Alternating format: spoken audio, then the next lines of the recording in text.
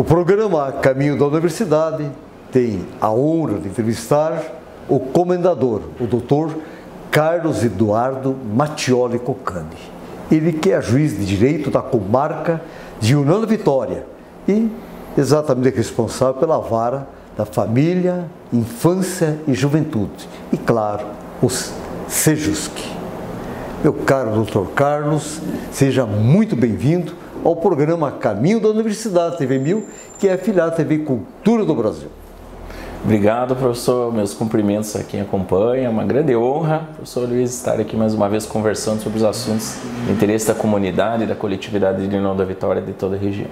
E eu tenho certeza que será uma belíssima entrevista em relação a 2022, as atividades, enfim, tem tantas coisas para nós socializarmos de relevância, de importância e orientação a toda a nossa comunidade. O senhor querendo cumprimentar os nossos telespectadores, por gentileza, fique à vontade. Obrigado, professor Luiz. Nós prestamos um serviço público judiciário. O Poder Judiciário, acima de tudo, é um serviço ao público e eu, como servidor público, estou aqui à disposição também para, na entrevista, poder falar um pouquinho daquilo que nós fazemos para promover socialmente a região. Muito obrigado, meus cumprimentos a quem acompanha. Muito bem. Meu caro Dr. Carlos, nosso comendador da Academia de Letras do Vale do Iguaçu, Alve, nós sabemos que o momento que passamos, que o mundo ainda está passando, ficaram marcas. E dentro dessas marcas, vamos falar das camadas em relação à saúde mental pós a pandemia. Por gentileza. Professor Luiz, nós temos uma situação diferente. No pré-pandemia já havia, ao longo das últimas décadas, uma identificação mais precisa das questões de saúde mental ligada à depressão, ansiedade e outras patologias mais pesadas, mais graves, e inevitavelmente as situações decorrentes da pandemia, primeiro daquele medo inicial ali nos primeiros meses, das incertezas, depois a própria doença em si, que demorou mais para chegar até nós, mas em algum momento esteve muito próxima, a perda de pessoas queridas, o afastamento do trabalho, o afastamento das atividades corriqueiras, das atividades de lazer, atividades esportivas, das amizades. Algumas pessoas tiveram uma dificuldade bastante grande de encontrar parentes, ou em razão da idade, por se tratar de grupo de riscos. E tudo isso não existe mais, parece já que faz parte de um passado mais distante na vida de todos nós, mas os efeitos para a nossa psique, para o organismo, especialmente na parte da saúde mental, eles são bastante consideráveis e são identificados no nosso cotidiano.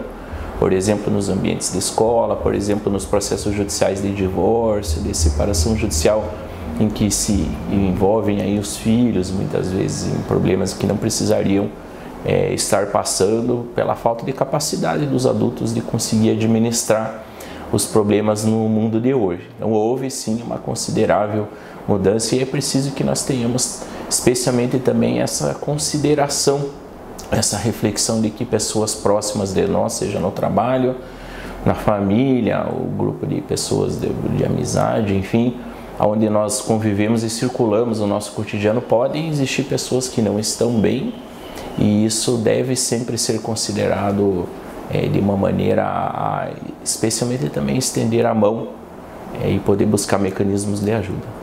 Muito bem, quer dizer, nas relações nós temos que realmente considerar a questão da saúde mental. Tem que se dar exatamente esta oportunidade deste entendimento. Bom, nós estamos falando pós-pandemia, ou ainda estamos vivenciando, ainda ninguém sabe exatamente como está essa questão da pandemia, mas tratamos assim como pós-pandemia, que o dilúvio maior que já passamos. Dr. Carlos, dentro desse pensamento, qual é o quadro em relação à violência contra a mulher?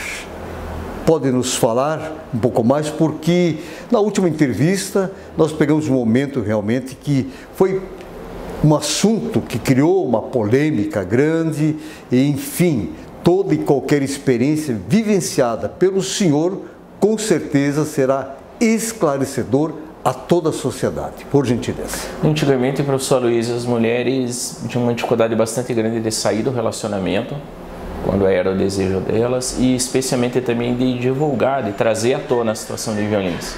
Procurar a polícia, procurar auxílio, enfim, às vezes da pessoa próxima que ela confia, a formalizar a ocorrência, formalizar muitas vezes o próprio divórcio junto à vara da família. Nós temos situações de relatos de mulheres aqui já em idade mais avançada que falam de relacionamentos de 3 décadas de sofrimento, de angústia e de vontade de procurar alguma coisa diferente, de sair daquele círculo interminável de violência e de não conseguir assim promover. Mais recentemente, seja com as redes sociais, com também a criação de mecanismos de auxílio, é isso que nós buscamos fazer aqui no nosso Sejusc, nosso Centro de Cidadania, nos colocar à disposição de mulheres que têm essa dificuldade de conseguir fugir, pedir socorro, enfim.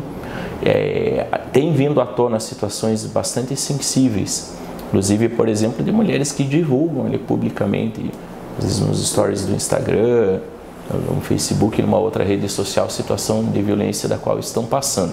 Uma menina jovem que recentemente assim o fez, divulgou ali nos stories do Instagram o rosto machucado, um vídeo que ela cobriu lá o rosto, não falou o nome do agressor, cobriu o rosto dele, mas ela divulgou um vídeo em que ela estava ali sofrendo uma situação de violência, deixou o celular gravando, colocou prints de conversas e depois nós, de plano, de imediato, na mesma noite, ele era um fim de semana, já nos colocamos à disposição para ajudá-la. Muitas pessoas foram enviando aquelas publicações para mim. E eu perguntei nos dias seguintes, quando já estávamos fazendo o atendimento, ela já num ambiente de maior segurança, de atendimento, de acolhimento, eu perguntei o porquê da publicação. Ela falou, foi uma situação dupla ali. Primeiro, um pedido de socorro mesmo. Eu não sabia o que fazer, como pedir. Algumas pessoas que eu tinha contado mais superficialmente não acreditavam no que eu estava falando. Mas, acima de tudo, também foi um pedido de socorro público pelo medo. Porque eu havia procurado a polícia, não me senti bem atendida, ao meu desejo imediato de proteção não foi também providenciado, que seria medida protetiva. Então eu entendi que aquela era uma forma de, caso algo acontecesse comigo, que as pessoas soubessem que a situação já estava bem complicada antes e que eu tentei de alguma maneira correr atrás do mínimo necessário ali para ter a minha segurança. Então essas são situações diferentes, novas que têm surgido. Essa era uma menina bastante jovem, 19 anos, um namoro de alguns meses, mas exatamente o mesmo tipo de situação, professor Luiz, da violência física, ameaça, se procurar a polícia vai piorar, ninguém vai acreditar em você, eu vou te processar por calúnia, por danos morais, vou pedir danos morais se você levar adiante. Esse tipo de ameaça acontece com a menina de 19 anos que tem um namorado e com a senhora que tem 30 anos, 40 anos de relacionamento, de casamento. É muito parecido, inclusive. A pressão psicológica é enorme. Quer dizer, usa de meios totalmente ilícitos para ameaçar e controlar a pessoa. Exatamente, professor Luiz. E a violência financeira também, violência psicológica e financeira. E às vezes as duas estão juntas. Nós temos situações, por exemplo, de mulheres que assinaram ali o termo de divórcio, que daí foi registrado no cartório, foi trazido para a vara da família, quando tem filhos é obrigatório na vara da família. Nós temos mulheres ali que abriram mão de bens, também assinando ali procuração, termo ali de documento de venda, de imóveis, enfim. A violência psicológica e financeira tem se verificado bastante. Aí o sujeito sai com o patrimônio, segue a vida adiante e a mulher fica sem absolutamente nada. Muitas vezes também sem emprego, porque era proibida de estudar e de trabalhar quando estava vivendo junto com o companheiro. As violências não são apenas físicas, Perfeito. Elas se traduzem também em outros tipos de situações que são tão graves ou até mais graves do que a violência física. E também a violência sexual que ocorre em relacionamentos, professor Luiz. Rapidamente, importante as pessoas saberem que a mulher casada ou que tem um namorado ali estável, ela pode sofrer também a violência sexual ali, quando forçadamente ela é colocada ali numa situação de relações sexuais, enfim, outras questões, pode ocorrer também mesmo com a mulher casada. Interessante, doutor Carlos, como atrofia toda a questão do desenvolvimento intelectual, social, espiritual. Quer dizer, existem consequências imagináveis no sentido de uma ação de alguém que quer ter o domínio sobre o outro ser. A propriedade, a posse, muitas vezes sem a compreensão, professor Luísio, de que estão agindo de forma equivocada. Quase a totalidade dos homens que atendemos, muitos, às vezes médico, dentista, advogado, juiz, policial, muitos não têm essa precisa noção de que estão agindo de forma equivocada, o que é péssimo, né? Porque vai ser mais difícil transformá-lo, buscar uma transformação, seja no próprio relacionamento se continuar ou nos próximos.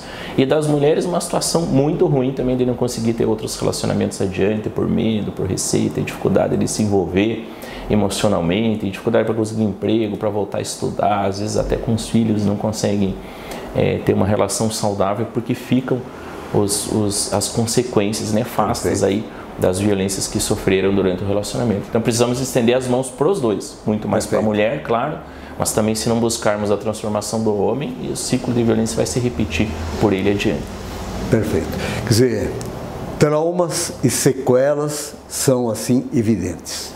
Muito bem, meu caro doutor Carlos, nós tivemos o retorno das aulas presenciais e esse retorno acabou marcando exatamente as relações e alterando o ambiente escolar, sejam alunos, professores, direção, equipe pedagógica, técnicos e funcionários. A pergunta é o seguinte: a importância em relação à empatia como um instrumento, uma ferramenta indispensável nas relações.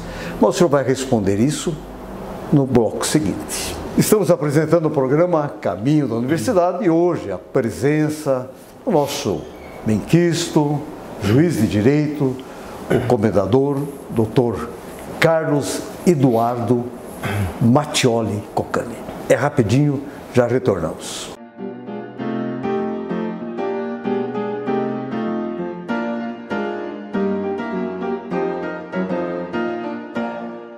Estamos retornando com o programa Caminho da Universidade e hoje a satisfação de entrevistar o nosso benquisto, juiz de direito, comendador, doutor Carlos Eduardo Mattioli Coccani. O tempo passa rápido, né, doutor? E nós temos tantas coisas para perguntar, enfim, socializar junto ao nosso público que nos acompanha através desse bate-papo saboroso, esclarecedor. Eu lhe questionei em relação ao retorno às aulas. Alunos, professores, direção, equipe pedagógica, técnicos e funcionários. E perguntei sobre a importância da empatia como um instrumento realmente nas relações. Por gentileza. Professor Luiz, até mesmo nas abordagens de crianças pequenininhas, ali, quando eu falo com as turmas do ensino do município, eu já trago essa abordagem da necessidade de uma avaliação mais cuidadosa, porque o bullying, o desrespeito, até questões daí mais pesadas dentro do bullying, de racismo, de violência contra a mulher, de violência física, tem ocorrido com uma percepção ao menos nossa aqui de trabalho do Sejusc e da Vara da Infância e Juventude de forma mais considerável. Por vezes esse conflito vai também para a esfera ali dos profissionais que trabalham no ambiente de escola e nem sempre há uma resposta também esperada, qualificada e empática dos profissionais em face dos alunos. Então os alunos não estão tão bem quanto antes, estão pior, a situação de saúde mental, como falávamos no outro bloco, piorou de forma geral. E há essa percepção de piora do quadro de respeito dentro do ambiente escolar. Então, o que nós precisamos? Primeiro, uma avaliação de cada aluno, de cada aluna. Colocamos isso, é importante que a escola continuamente aborde essas questões. A escola que não tiver um plano pedagógico de abordagem de situações de saúde mental, de bullying, de respeito, de empatia dentro do ambiente escolar, o problema não vai, por um milagre, desaparecer. Sequer vai se manter, há uma tendência sempre de piora, porque a situação vai saindo do controle, muitas vezes vai se agravando, daí vai para a briga na porta da escola, que daí já filmam e daí cai na Vara da Infância e Juventude, depois tem a vingança da briga anterior. Enfim, é necessário, o professor trabalhou em ambiente escolar, sabe que questões pontuais, específicas e demandas também coletivas precisam ser tratadas com bastante respeitabilidade, cuidado e cautela. E claro, os profissionais, igualmente, professor Luísio, precisam também avaliar o autocuidado, que consiste naquilo que é possível fazer por si, para o seu encaminhamento, por exemplo, dormir melhor, ter uma atividade de lazer, atividade física que vai mexer com o físico e com o mental, buscar capacitações, cobrar da gestão da educação no seu âmbito de trabalho, no município do estado, e também buscar a autocapacitação, ler mais sobre o assunto, enfim, correr atrás e buscar o apoio técnico também quando necessário. Muitos profissionais que por vezes ultrapassam a linha ali da razoabilidade e praticam uma violência, por exemplo, institucional, isso não apenas na escola, no ambiente escolar, na Secretaria de Assistência Social, no fórum, na polícia, e quando são questionados lá na frente, daí cai a ficha, né? Tudo isso ocorreu acima de tudo porque eu não estou bem. Estou com um problema familiar, pós-pandemia não estou bem, eu preciso de ajuda, estou com muita ansiedade, não estou dormindo. Então, de repente, faltou buscar esse autocuidado e com apoio técnico, eventualmente antes. Né? Essa avaliação para os adultos, né? Porque nós não podemos também exigir da criança de 7, 8 anos, ela precisa receber as lições pedagogicamente de acordo com a sua idade, ali, com o seu perfil, né? Ela está em fase de desenvolvimento. Do adulto se espera maior comprometimento com essas questões. Mas essa nossa avaliação de como trabalhar a empatia, cobramos firmemente, colocamos instrumentos de ação também nas mãos dos próprios alunos, dos professores, e também nos colocamos à disposição, professor, é muito comum depois que os alunos me procurem, inclusive. Uma situação de bullying que eles relatam no dia da minha palestra, por exemplo, ou que eles sabem que podem me procurar adiante, isso efetivamente ocorre, e nós aí temos também como estender a mão, mesmo não estando dentro do ambiente de escola diariamente, nos colocar ao lado da equipe pedagógica da direção para buscar a resolução dos problemas. O professor é a esperança do aluno. Quer dizer, este equilíbrio realmente tem que partir primeiro. Não estou colocando meus colegas numa situação delicada, mas se o professor não consegue o equilíbrio, mesmo diante de tantas situações, né, ele tem que recorrer a órgãos, a equipes, procurar exatamente uma leitura onde possa centrá-lo no sentido de que ele é o grande portador da pacificação ou então da orientação para aquela criança que tem todo ainda um mundo a ser explorado. Professor é esperança. Meu caro doutor Carlos Eduardo, vamos mudar um pouquinho o foco, e eu sei que o senhor hoje é um grande parceiro, uma pessoa que está participando junto ao Grupo Verde Vale de Comunicação. E me chamou muito a minha atenção quando passei a acompanhar, não todas, mas algumas crônicas marcantes que o senhor está colocando à disposição através do nosso jornal O Comércio, um jornal quase que centenário. Nos fale dessa experiência, desta beleza no sentido de colocar o cotidiano, os desafios, mas trazendo de uma forma exatamente inteligente, com muita sabedoria, à população. Por gentileza. Professor Luiz, obrigado pelas palavras. É uma grande honra. Tantos anos de parceria, eu tenho mais de 17 anos aqui na região. Desde o início, foi o primeiro órgão da empresa que me procurou, foi o jornal escrito, onde saiu a primeira entrevista, foi a rádio, onde abriu espaço para a fala do Poder Judiciário. Houve uma intensa parceria inicial, inclusive nesse sentido de eu me colocar à disposição também, porque nós sabemos que não é comum profissional de serviço público, especialmente do serviço judiciário, estar à disposição para falar. Não vou falar sobre um processo concreto, dizer nomes, né? E também nas crônicas, igualmente, as histórias elas são ali moldadas nesse aspecto de não trazer uma informação que possa caracterizar ali uma possibilidade de imediata identificação, não é absoluto objetivo, são histórias sempre também mais antigas, né? E essa possibilidade de, então, aperfeiçoar, passando a integrar de alguma maneira, porque de repente chega a sexta-feira de manhã, ali a hora do almoço, começa a receber o pessoal que tira foto ali da Corém, que fala, tô lendo aqui, nota 10, poxa, que história diferente. Enfim, um pouco depois começa a chegar o pessoal da internet, ali que vê pelo link. Sempre tem um feedback. Ao longo do dia também passa o feedback, pessoal, isso é bem interessante, né? Algumas pessoas se identificam automaticamente com as histórias, no sentido de causar uma reflexão mais profunda sobre o trabalho, sobre a sua vida. É uma honra enorme poder participar nesse formato. O meu agradecimento aqui público ao Grupo Verde Vale. Não imaginava eu lá atrás, quando fazia uma outra entrevista ao longo do tempo, quando tinha um evento, um assunto mais sensível e era procurado, poder semanalmente trazer, acima de tudo, e aí na sua fala, no seu questionamento, professor Anísio, também histórias bastante sensíveis. Perfeito. Muitas delas emocionam, eu mesmo escrevendo uma história que eu vivenciei já, ela, ou seja, uma história que é não só do meu conhecimento, mas da minha vivência, me emociona novamente ao colocá-la no papel, depois ao fazer a sua leitura, e são relatos bastante fortes, assim, boa parte dos relatos, histórias boas, histórias com um final feliz, né? Mas também algumas histórias mais pesadinhas, mais trágicas, que também são necessárias, a meu ver, para que possamos não repeti-las especialmente. Para se de alguma maneira elas estivermos diante de qualquer situação parecida que possa ter um final diferente. Eu penso que oportunizando esta socialização, as pessoas, através da leitura das crônicas do Dr. Carlos, provavelmente vão exatamente evitar os mesmos erros, né? Porque você, conhecendo situações, você realmente não vai errar.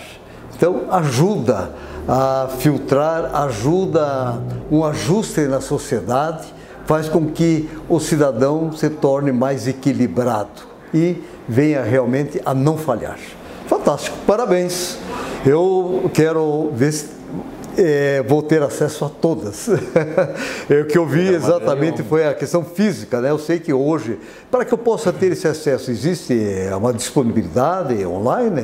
Professor, o Instagram do Comércio e Jornal do Grupo Verde Vale tem divulgado, então daí fica um link. Ao abrir o link de qualquer crônica, tem daí facilmente ali o próximo link para abrir a lista geral das crônicas. O Facebook também. Tem a crônica de 2 semanas atrás, ela deu uma, como se chama aí na linguagem da internet, viralizada ali no Facebook Verde Vale, muitos comentários. Ela falava de saúde mental. Perfeito. Da pessoa que fala, isso aí é mimimi, é frescura, vai se tratar, fica incomodando a gente. Fala um pouquinho da história de uma menina que ouvia isso continuamente. E eu acabei sendo ali o único elo ali dela por um tempo bastante considerável, depois passou a ser um pouco mais à frente o marido, ela acabou casando precocemente. Mas para ela foi algo bastante importante e construtivo na medida em que ele passou a ser ali a rede de apoio dela para frente. Então as redes sociais, além do jornal, todas as sextas-feiras, o Jornal Impresso, que bom que continua o Jornal Impresso, e as minhas redes sociais também, Carlos Mattioli com 2 T's, @ do Instagram, no Facebook também se joga Carlos Mattioli. Eu sempre deixo com uma facilidade ali, por exemplo, no Instagram, nos stories em destaque. Também a pessoa acha uma crônica ali e consegue buscar ali pelo título algum assunto ali que possa lhe interessar. Excelente, excelente, ótimo. Assim, o senhor já deu uma dica para aqueles que ainda não leram todas as crônicas para se inteirar. Meu caro Dr. Carlos, nosso tempo já está esgotando, mas eu preciso saber do senhor quais são os planos, projetos, ações para 2023, por gentileza. Professor, nós não podemos ter o retrocesso, essa é uma preocupação atual muito grande. Nós tivemos ali uma reformatação de alguns projetos de cidadania nossos no decorrer da pandemia, mas nós incrementamos a aproximação com as pessoas. Até escrevia isso agora na última crônica, que o pessoal, se procurar e vai encontrar nos links, nos locais que eu falei, e vai ler lá no jornal também, O Comércio, sobre essa aproximação, como que ela se deu. Ela já existia na minha ida até a escola, até a comunidade, até as cidades do interior onde atendemos, até os bairros, mas ela abriu também por meio, inclusive, dos meus contatos ali. Quem me procurar, o número do WhatsApp aí é público, vai conseguir falar facilmente comigo, me chamar ali também no Instagram, na mensagem, ali no direct, como se fala, também vou conseguir conversar. Atendo, né? Só não vou conseguir falar na emergência Polícia Militar 190, Conselho Tutelar.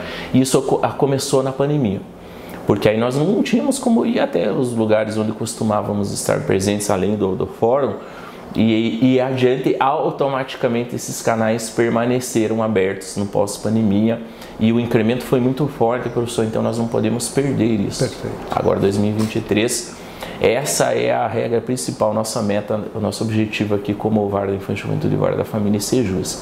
É permanecer com esse contato aí íntimo com as pessoas, né? Com todos os cuidados necessários aí aos não impedimentos do juiz para julgar os processos concretos, mas essa é a prioridade, o não retrocesso, nós mantermos essa linearidade para frente.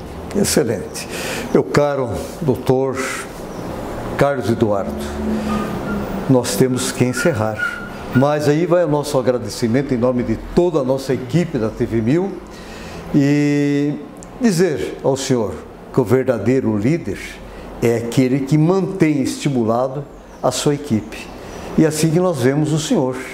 Então queremos deixar um grande abraço a essa equipe maravilhosa, que o senhor realmente sabe como conduzir, de forma sincronizada, todos eles com aquele padrão, com esse estímulo de acesso a todo o cidadão que precisa das informações. Isso é algo que nós não encontramos em profissionais da justiça. É o senhor, doutor Júlio, que a gente mantém esse padrão, sabe? E é ótimo, a pessoa se sente à vontade, ele se sente já pelo acesso, já uma pessoa que está sendo atendida pela justiça, está promovendo a justiça. Então, queremos parabenizá-los. Então, nosso grande abraço a toda essa equipe e o senhor, por gentileza, nos deixe uma mensagem.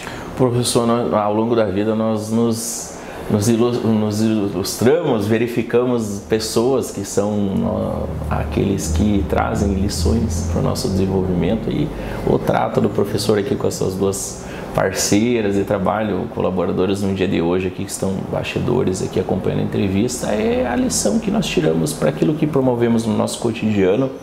Nós temos um grupo grande de trabalho na área da psicologia, do direito, do serviço social, da pedagogia, estagiários, terceirizados, e cada pessoa tem uma participação bastante significativa naquilo que promovemos. Ninguém, não há nenhuma exceção aí, não é construtor dessa grande possibilidade de transformação positiva da nossa comunidade. A pessoa, quando entra na equipe, aqui, professor Luiz, ela ganha nos primeiros dias uma camiseta, onde ela fala: sou o Sejus, que Vara da Família, Infância e Juventude.